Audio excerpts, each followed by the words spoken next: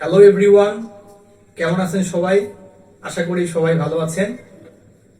তো আজকে আমি ইংলিশ গ্রামারের আরো একটি গুরুত্বপূর্ণ ক্লাস নিয়ে আসছি এবং সেটা হচ্ছে কন্ডিশনাল সেন্টেন্সের উপর। তো প্রত্যেক জব পরীক্ষাতেই এই কন্ডিশনাল সেন্টেন্স থেকে একটি করে প্রশ্ন হয়ে থাকে। তো মূলত কন্ডিশনাল সেন্টেন্স কি?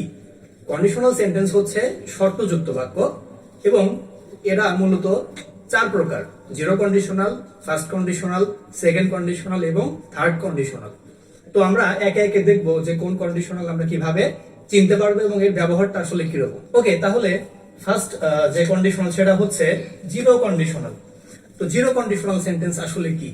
জিরো কন্ডিশনাল হচ্ছে একটা জেনারেল ট্রুথ বোঝাবে, অর্থাৎ এমন সেন্টেন্স হবে যেখানে আমরা বুঝবো যে ওইটা প্রকৃত সত্যতা নির্দেশক একটি বাক্য বোঝাবে। যেমন যদি আমরা বলি যে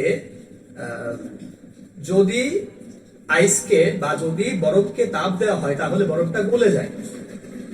আর জিরো কন্ডিশনাল বলতে মূলত আমরা বুঝবো যে এই ইফ যুক্ত ক্লজ যেটা, সেটা মূলত আমরা বলি একটা কি ডিপেন্ডেন্ট ক্লজ। আর তারপরের যে ক্লজটা, অর্থাৎ এই যে এই ক্লজটা হচ্ছে কি ডিপেন্ডেন্ট ক্লজ এবং এই ক্লজটা হচ্ছে ইন্ডিপেন্ডেন্ট ক্লজ। এই দুই ক্লজ, অর্থাৎ জিরো কন্ডিশনালের ক্ষেত্রে এই দুই ক্লজের যে টেন্স, সেই টেন্স দুটো এক হবে। অর্থাৎ এই ক্লজটা যদি প্রেজেন্ট ইনডিফিনিট হয় তাহলে এই ক্লজটা কি হবে? প্রেজেন্ট ইনডিফিনিটই হবে। আবার সেম ভাবে যদি এই ডিপেন্ডেন্ট ক্লজটা যদি পাস্টে হয়, যদি পাস্ট ইনডিফিনিট হয় তাহলে সেম ভাবে এই ইন্ডিপেন্ডেন্ট ক্লজটা কি হবে? পাস্ট ইনডিফিনিটই হবে। এটাই মূলত জিরো কন্ডিশনাল সেন্টেন্স। ওকে, তো আমরা এক্সাম্পল দেখি যে if it is winter it feels cool, অর্থাৎ কি যদি শীতকাল আসে তাহলে আমরা ঠান্ডা অনুভব করি। তাহলে এটা তো একদমই খুব স্বাভাবিক বিষয় বা একটা সত্য বিষয়। তারপর আমরা আবার বলতে পারি যে যদি গরম আসে বা যদি গরমকাল আসে তাহলে আমরা গরম অনুভব করি। তাহলে এটাও কিন্তু একটা জেনারেল ট্রুথের মধ্যেই পড়ে। আবার শুধু জেনারেল ট্রুথ বিষয়টা এটাও না, বিষয়টা হচ্ছে আমার দুই ক্লজটা কি হবে? দুই ক্লজের টেন্স সেম হবে। এটা আপনাদেরকে মাথায় রাখতে হবে যে দুই পাশের ক্লজটা কি হবে?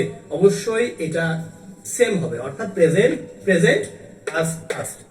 অর্থাৎ ডিপেন্ডেন্ট ক্লজ যদি প্রেজেন্ট ইনডিফিনিট টেন্স হয় তাহলে ইন্ডিপেন্ডেন্ট ক্লজটাও কি হবে? প্রেজেন্ট ইনডিফিনিট টেন্স হবে। আবার যদি এই ডিপেন্ডেন্ট ক্লজ বা ইফ যুক্ত ক্লজ যদি পাস্ট ইনডিফিনিট টেন্স হয় তাহলে কি হবে? এই ইন্ডিপেন্ডেন্ট ক্লজটা অবশ্যই পাস্ট ইনডিফিনিট টেন্সই হবে। তো এই হচ্ছে মূলত জিরো কন্ডিশনাল সেন্টেন্স। তারপরে first conditional sentence. First conditional sentence খুবই সহজ। যে আমি প্রথমেই বলছিলাম, বিষয়টা এমন হয় যে যদি তুমি এটা করো তাহলে ওটা হবে।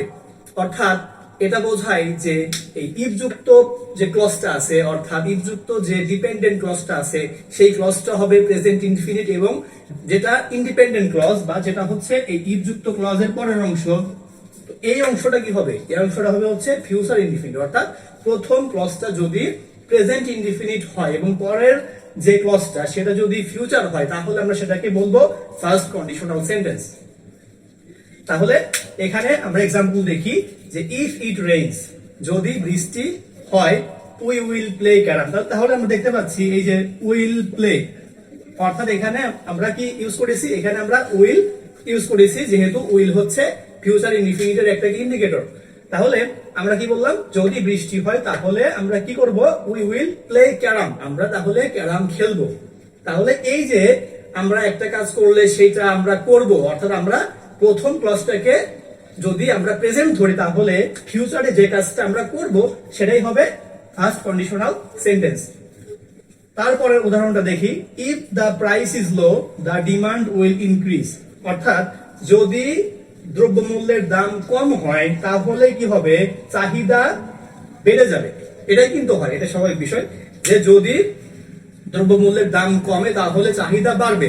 তাহলে এইখানে এই যে ডিপেন্ডেন্ট ক্লজ, এইটা অবশ্যই কোন ফর্মে আছে? এটা অবশ্যই হচ্ছে প্রেজেন্ট ফর্মে আছে, প্রেজেন্ট ফর্ম বা প্রেজেন্ট টেন্সে আছে।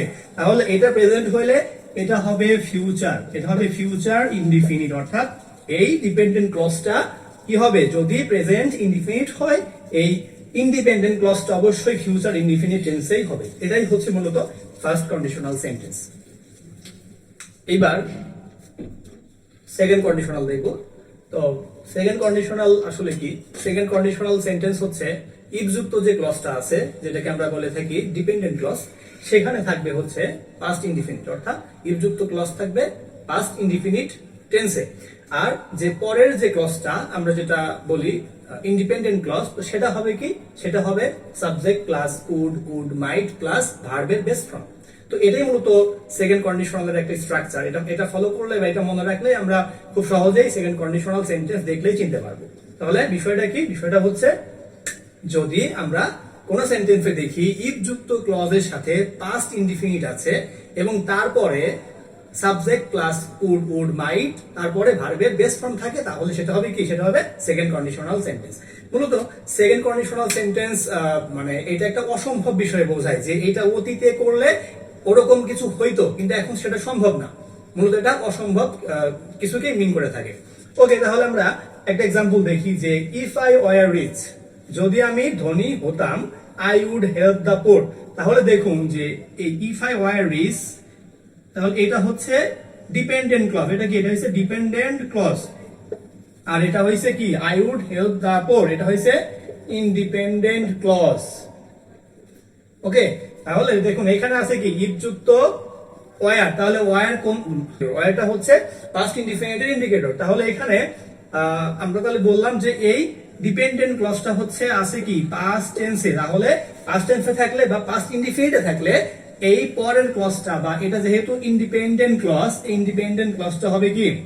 হবে কুড মাইট প্লাস ভার্বের বেস ফর্ম, অর্থাৎ সাবজেক্টের পরে কি থাকবে?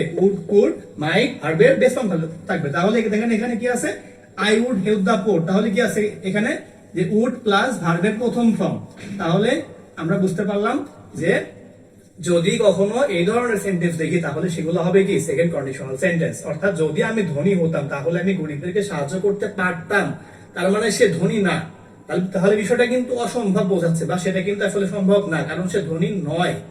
ওকে, তারপরে দ্বিতীয় যে এক্সাম্পলটা সেটাকে দেখি আমরা, if your sister were invited she would come. তাহলে এই ডিপেন্ডেন্ট ক্লজটা আছে হচ্ছে কি? আছে হচ্ছে পাস্টে। আর এটা কিসে আছে? এটা আছে হচ্ছে উড যুক্ত ভার্বের বেস ফর্ম। ওকে, তাহলে কি এটা? তাহলে আমরা দেখে বুঝতে পারতেছি এটা একটা সেকেন্ড কন্ডিশনাল যুক্ত বাক্য বা সেকেন্ড। এই সেন্টেন্সের বাংলা আসলে কি? বাংলা হচ্ছে যদি তোমার বোনকে আমন্ত্রণ করা হতো তাহলে সে আসতো। মানে এটা কিন্তু এখন আর সম্ভব না। যদি অতীতে ওই কাজটা করতো তাহলে তখন সেই ঘটনাটা ঘটতে পারতো, কিন্তু এখন কিন্তু সেটা হবে না। সেই তো আমরা বলতে পারি যে সেকেন্ড কন্ডিশনালটা হচ্ছে আসলে কি? একটা অসম্ভব বিষয়। তাহলে আমরা এইভাবে খুব সহজে সেকেন্ড কন্ডিশনাল সেন্টেন্সকেও মনে রাখতে পারবো। ইফ যুক্ত যে ক্লজটা থাকবে, অর্থাৎ এই ইফ যুক্ত ক্লজটা বা ডিপেন্ডেন্ট ক্লজটার স্ট্রাকচার কেমন হবে? ইফ এর সাথে থাকবে পাস্ট পারফেক্ট টেন্স, অর্থাৎ ইফ এর সাথে পাস্ট পারফেক্ট টেন্স যুক্ত হবে, এবং তারপরের যে ক্লজ থাকে যেটা আমরা বলি ইন্ডিপেন্ডেন্ট ক্লজ, সেই ইন্ডিপেন্ডেন্ট ক্লজের স্ট্রাকচারটা হবে এরকম: সাবজেক্ট প্লাস উড হ্যাভ বা কুড হ্যাভ বা মাইট হ্যাভ প্লাস ভার্বের থার্ড ফর্ম প্লাস এক্সটেনশন। অর্থাৎ এখানে প্রথম ক্লজটা হবে পাস্ট পারফেক্ট এবং পরের ক্লজটা হবে would have, could have, might have plus ভার্বের থার্ড ফর্ম। তো আমরা এখন এক্সাম্পল দেখি কিভাবে আমরা এসব সেন্টেন্স চিনতে পারবো। If I had known you are coming I would have gone to the station. আমি যদি জানতাম তুমি আসতেছো তাহলে আমি স্টেশনে যেতাম। তাহলে আপনারা দেখুন এখানে আছে কি? Had known. তাহলে আমরা জানি হ্যাড হচ্ছে কি? হ্যাড হচ্ছে পাস্ট পারফেক্টের একটা সাইন, পাস্ট পারফেক্ট। অর্থাৎ হ্যাড প্লাস ভার্বের থার্ড ফর্ম এখানে আছে, অর্থাৎ এখানে হ্যাড প্লাস ভার্বের থার্ড ফর্ম থাকলে সেটা হয়ে যায় পাস্ট পারফেক্ট টেন্স। তাহলে এই পাশে অর্থাৎ ডিপেন্ডেন্ট ক্লজে আমরা পাইলাম কি? পাইলাম হচ্ছে past perfect tense.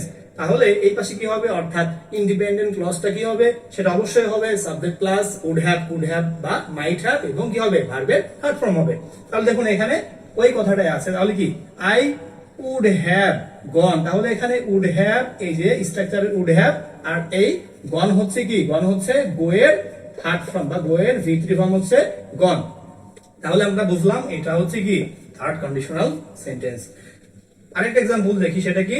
If the police had come earlier they could have arrested the burglar. Okay, তাহলে এটার মানে কি? মানে হচ্ছে যদি পুলিশ খুব দ্রুত আসতো তাহলে তারা সিধেল চোর মানে হচ্ছে সিসকে চোরকে তারা ধরতে পারত। ওকে, অর্থাৎ এই ইফ যুক্ত ক্লজ বা ডিপেন্ডেন্ট ক্লজে এই যে হ্যাড তারপরে হচ্ছে কাম, তাহলে হ্যাড আমরা জানি হ্যাড হচ্ছে পাস্ট পারফেক্টের একটা ইন্ডিকেটর, আর এখানে কাম হচ্ছে কি ভার্বের থার্ড ফর্ম, অর্থাৎ কাম কেম কাম, তাহলে এখানে কাম হচ্ছে ভার্বের থার্ড ফর্ম, তাহলে পাস্ট এখানে হ্যাড প্লাস ভার্বের থার্ড ফর্ম যেটা নির্দেশ করতেছে পাস্ট পারফেক্ট। আর এই পাশে অর্থাৎ এই ইন্ডিপেন্ডেন্ট ক্লজে কুড হ্যাভ অ্যারেস্টেড, তাহলে স্ট্রাকচারের এই কুড হ্যাভ এবং কি অ্যারেস্টেড হচ্ছে কি, অ্যারেস্টেড হচ্ছে ভার্বের third form, arrest arrested arrested. তাহলে আমরা বুঝতে পারলাম যে যখন আমরা কোন সেন্টেন্সের ভেতরে ইফ যুক্ত ক্লজটা পাস্ট পারফেক্টে থাকবে এবং পরের যে ক্লজটা থাকবে যেটা নাম হচ্ছে ইন্ডিপেন্ডেন্ট ক্লজ, সেই ইন্ডিপেন্ডেন্ট ক্লজে যখন আমরা কুড হ্যাভ দেখবো প্লাস ভার্বের থার্ড ফর্ম দেখবো তখন আমরা এটা বুঝে নিব অবশ্যই এটা থার্ড কন্ডিশনাল সেন্টেন্স। তো এই ছিল আজকের আলোচনা কন্ডিশনাল সেন্টেন্সের উপর। ধন্যবাদ সবাইকে।